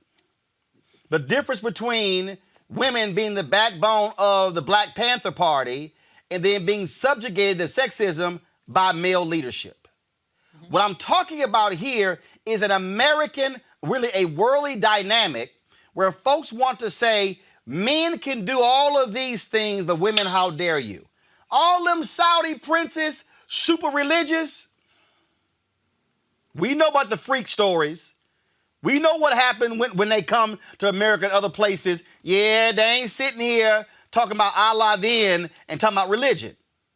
It's how our societies have created structures that then place different levels and different things on men and women, which the point Michael was bringing up plays into, we're going to pay you more because you're a man and you have a family, and we're going to pay you less because you're a single woman because it's just you. Damn that, pay me the same because it's all about skill set. This is all in the same bucket, Avis. It is all in the same bucket. But if you just look at hip hop, for example, I am of what I believe the best era in hip hop, like the 80s. I came up with the Public Enemies of the world, the KRS-Ones of the world. And I remember the specific shift in hip hop when NWA came about and how that shifted the whole timbre of what that genre was about. With the 2 Live Crews of the world, right? And so we had at least a decade, if not more, after that shift, where you had, in essence, hip-hop that was all around Black women being strippers. Let's just be real. That was the entire focus of the genre. Between that and F the Police, that's all that hip-hop was really about for a good more than a decade, maybe even 2 decades. And, we've seen that shift, right? There was a Queen Latifah, but now we've seen a shift in hip hop. And I saw a little video by Cardi B the other day. It was just like she was doing, maybe it was an Instagram live video of her, where she was saying that, she's tried to produce songs that were less sexual in nature and that they weren't as accepted by people. They weren't hits. People didn't buy it. And it's unfortunate to me. But she don't have to do less sexual songs. But I'm just saying as Ludacris. an example, what she is saying is that the public will not buy it. But She's saying that she is producing what the public is demanding. But here's the other And- deal, Avis. I don't even care. Here's the deal. Ludacris. You listen to Luda, y'all, it's sex all the way through. But again, though, what I'm trying to say is this society has says you one of the best out there ever, Luda, and you get to rap about sex. You got a whole song called Sex Room, all that. But the nonsense CeeLo said, well, she could be, Nicki and Cardi could be far more constructive, with what they do. Man, sit your ass down, dog. That's my problem. Again, if you say, I'm not going to buy Cardi B music, I'm fine with that. But what I'm not going to say is he's fine with sexual music. Trey Songz is fine. Neighbors going to know my name. But if she sings, neighbors going to know my name. Oh, she a hoe. Why is she singing that music? That's my problem. Yeah. Exactly. I mean, it is a fine example of a double standard. This sort of rapping, singing, all that, and very explicit lyrics has made people millionaires, has produced billions of dollars in the music industry. Absolutely. And so when you see what's happening here and the backlash, it is, to an extent, I believe, exactly right, that it is about these women having assertive power over their sexuality and being able to produce a video, as you mentioned, it doesn't even have a man involved at all. To me, what's really interesting is the biggest blowback that I have noticed, aside from these folks with their little commentary, is the whole Kylie Jenner blowback in terms of why the heck is she in the video at all, right? But what's really interesting to me is that you're exactly right. It's just another example of hypocrisy that is oftentimes sexism, where men are, in essence, praised for their sexual conquests, but women are disparaged even just for talking about sex in an entertainment medium. Hey, look, do you? If the public say we don't want it, fine, then you're going to change what you do. But it's not going to be this little double standard that exists there. It's just not going to happen. Y'all, I got to talk about this story here. I want to get your thoughts. Massachusetts, biggest companies do not have a single black board member. The biggest public companies in that state, not one black board member. Black folks make up 7% of the Massachusetts population, 12% of the United States underrepresented. Boards are now under pressure to nominate black directors. Some of Massachusetts' most prominent companies without a black board member include BJ's Wholesale Club, Dunkin' Brands, HubSpot, State Street, TJX Companies, and Wayfair. And our companies have given all kinds of reasons why their boards aren't more diverse. The top two reasons have been that the turnover is slow and they can't find enough qualified candidates. That's a damn lie. Why? Because folks like John Rogers have an entire initiative, Michael, for black board members. That ain't gonna fly. But here's the other piece. This is where, and I'm gonna go ahead and say it. I ain't got a problem saying it. I'm gonna call him too. I need Deval Patrick to say something. I need Deval Patrick. Now he should have done it when he was governor. I need Deval to do what Maynard Jackson did when he said, "Y'all public, guess what? No black board members. We're not gonna do business with you as a city." That's what Massachusetts should be doing. That's what the mayor of Boston should say. That's what the governor should say. State legislature, y'all can't find no black board members. We will not do business with you in this state. And Congresswoman Presley, too, who I'm a big fan of. I went to school in Boston and, wonderful city. But I never, ever thought about ever living there after college and after law school because there's never a sense of a black power structure base. And I know there is, and I know a lot of people, a lot of my friends from Boston are going to text me later and say, they'll get over it. They'll get over it. But there are some, I'm not suggesting there are none, but it's not like, other cities, major cities in the country. So that spreads to those companies. And then they say, well, you know what? We can't find a board member, a diverse board member, so we just keep it moving to our friends.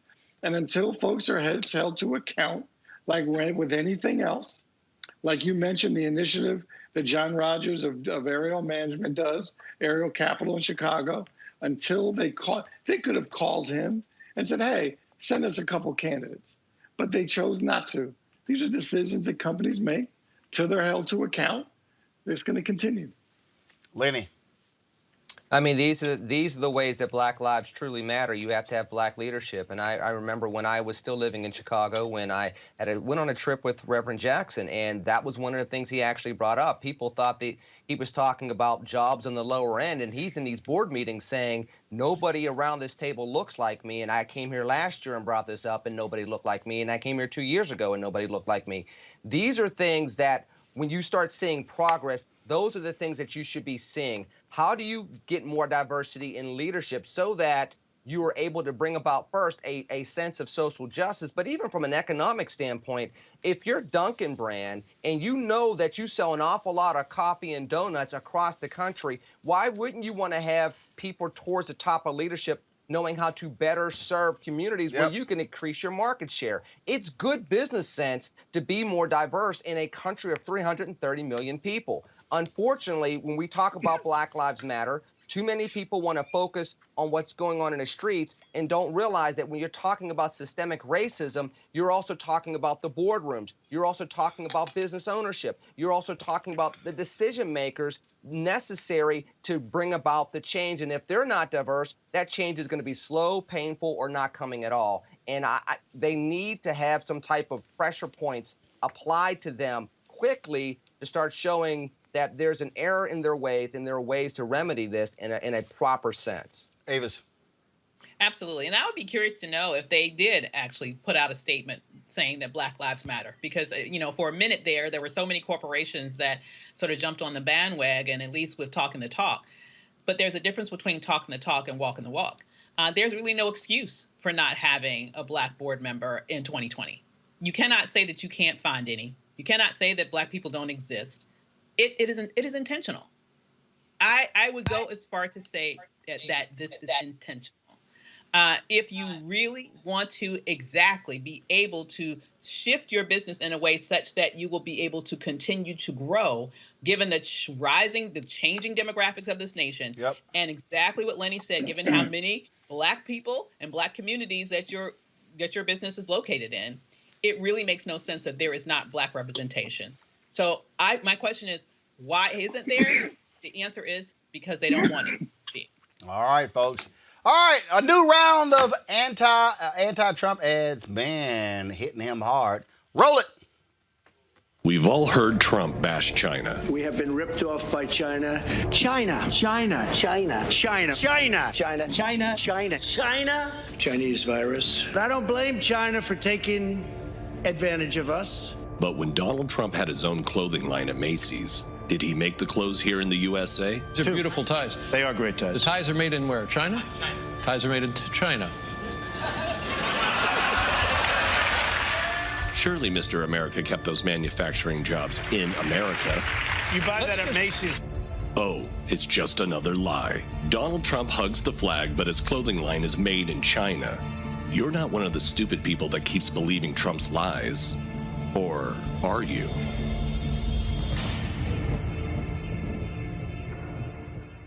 I want to talk to the Trump supporters for a minute. I think he's a kook. I think he's crazy. I think he's unfit for office. You've been a damn good president. Thank you, thank you, thank you, thank you. And thank you more than anything else for putting up with the never-ending bullshit you have to go through. He's a jackass. Every time I turn around, I'm being asked about Donald Trump saying one dumb thing after another, and I'm tired of it. President Trump deserves the Nobel Peace Prize and then some. He's a race-baiting, xenophobic, religious bigot. No, I don't think he's a xenophobic, race-baiting, religious bigot. I've never known an impeachment trial without a witness. That's frankly not fair.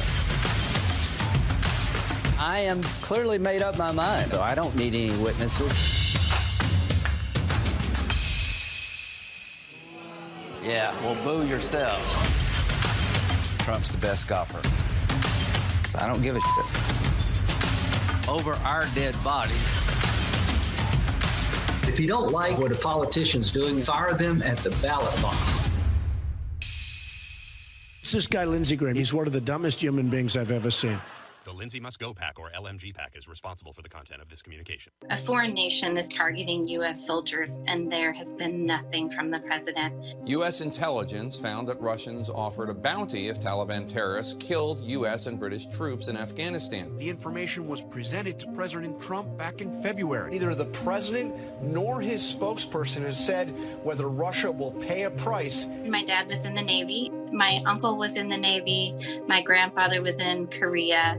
And now my son is in the Missouri National Guard. It's hard for a mom to stomach her son or daughter or any relative going to serve under this administration. There is no leadership. You had a phone call with Vladimir Putin on July 23rd. Did you bring up this issue? No, that was a phone call to discuss other things. It's horrifying for family members to have lost people in Afghanistan and now wonder if their sons or their husbands or their brothers were killed because of bounties, and that the United States looked the other way. Trump seems to be Putin's ally, and Putin is not an ally to our nation or to our servicemen. President Trump called reports of a Russian bounty on American troops in Afghanistan a hoax. Trump is a disaster for our military. Trump has been a disaster for this country.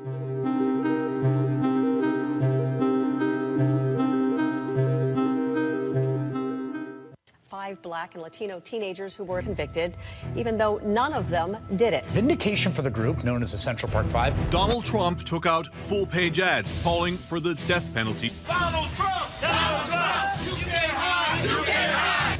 The Department of Justice in 1973 charged Donald Trump and his father with discriminating against African Americans. Donald Trump said, quote, "Black guys counting my money? I hate it." A well-educated black has a tremendous advantage over a well-educated white. And if he wasn't born in this country, which is a real possibility, then he has pulled one of the great cons in the history of politics. A show of support from the KKK's official newspaper. We're going to fulfill the promises of Donald Trump. President Trump is ordering federal protection for Confederate monuments. Look at my African-American over here. The other man Donald Trump called my African-American says that he is leaving the GOP, can't support the president anymore. Get that son of a bitch off the field right now. Maxine Waters, a seriously low IQ person. MAGA loves black people. President Trump retweeted a video showing a supporter making a racist statement. White power! Have you heard him use the N-word? Yeah, it wasn't unusual. The coronavirus. This is their new hoax. Counties that are majority black have 3 times the rate of infections, 6 times the rate of deaths. African Americans bear the brunt of the economic downturn brought on by the coronavirus. Why are African Americans still dying at the hands of law enforcement in this country? And so are white people. So are white people. Congressman John Lewis has died, a hero of the civil rights movement. How do you think history will remember John Lewis? I don't know. Do you find him impressive? I gotta admit, Lenny, that damn Lindsey Graham ad, that sucker should just be on a loop in South Carolina with Jamie Harrison facing him. That is a very powerful ad. And the Lincoln Project has been doing some very stinging ads as well. You know, the truth of the matter is when it comes to Donald Trump going into 2020, I should say, is the fact that he has said so many things because he used it in 2016 to get the attention, to get free media attention, to bolster his primary candidacy in order to get to the general election and get to the presidency, that it's all fodder when you're the incumbent. These are things that general politicians can't stand doing. Now, Lindsey Graham got into the gutter and made his deal the way he did after 2016, and it's all playing back on him. A race that should not be competitive in South Carolina has become competitive because of this. But you're going to see more of these stinging type of ads where you're going to see the duplicity of comments coming out as it's playing against the foil of a pandemic, as it's playing against the racial tensions that are going on, as it's playing against the economic tensions that are going on right now.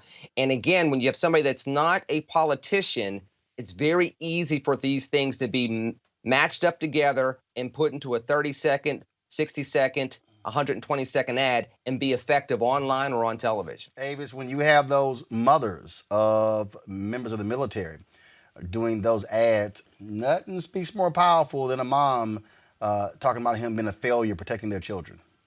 Absolutely. And it's absolutely true. I mean, that's what makes these ads so powerful. It's not like this is hyperbole. It's not like it's anything that's made up. It's all been backed up by facts. We see it every day. This is a man who has continued to completely ignore the fact, for example, that Putin has put bounties on the heads of American soldiers. This is someone who has spoken to Putin over a half a dozen times since that's been reported and has yet to even bring it up in conversation. So, of course, this is someone who doesn't care about protecting the troops, and it's someone who doesn't deserve her support. If I had a child in that position, I'd be probably even more angry than she was in that particular ad. Here's the deal here, Michael. There are some people who say, oh, man, these ads don't mean anything. But here's the deal.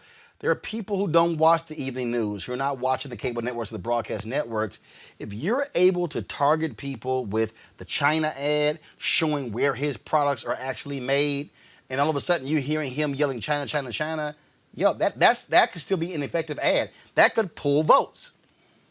Oh, absolutely. And I understand that people say that these things don't work, but I guarantee you, as a former elected official and politician, we wouldn't spend money on ads if they didn't work.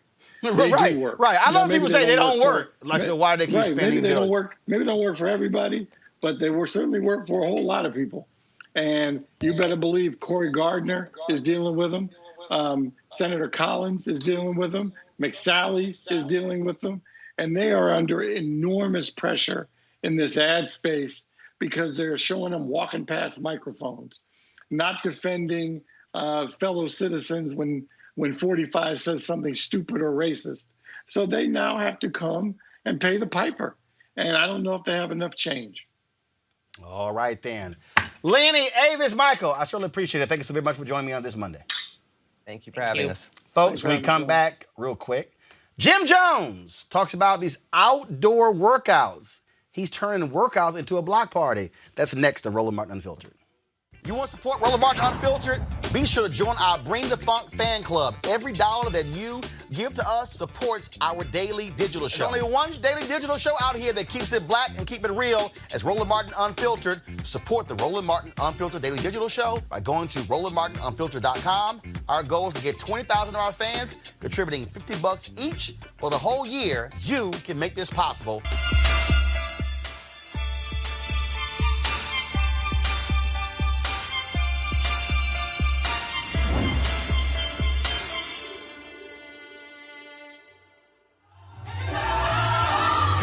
Good. For 10, 9, 8, 7. Let's go. I need everyone to drop down to a squat right now. Drop it down low.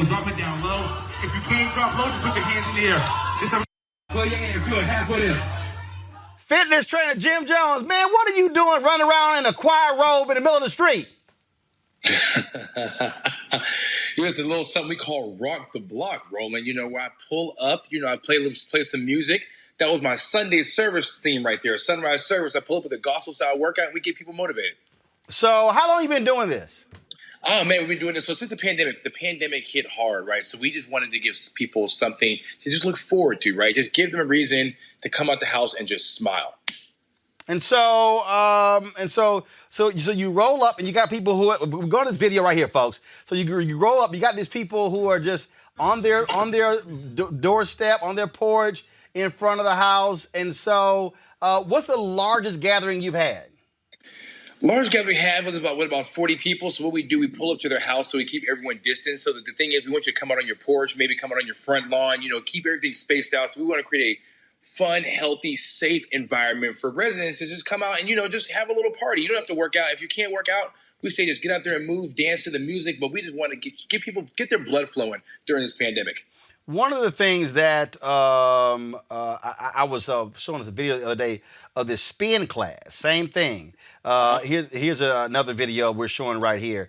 It's a spin class out of Chicago where they moved it outdoors. And so, your whole deal is you got to get people active and get them moving as opposed to being sedentary, just staying in the house in this COVID world. For sure. That's the thing. I think the best fight against this COVID is a healthy immune system, right? So we have to get creative about how we're going to strengthen people's immune system, because indoor workouts, people don't feel comfortable doing that yet, rightfully so. I don't either. So We just got to just find a great way to just keep your spirits up, keep your immune system up, and we can fight this thing.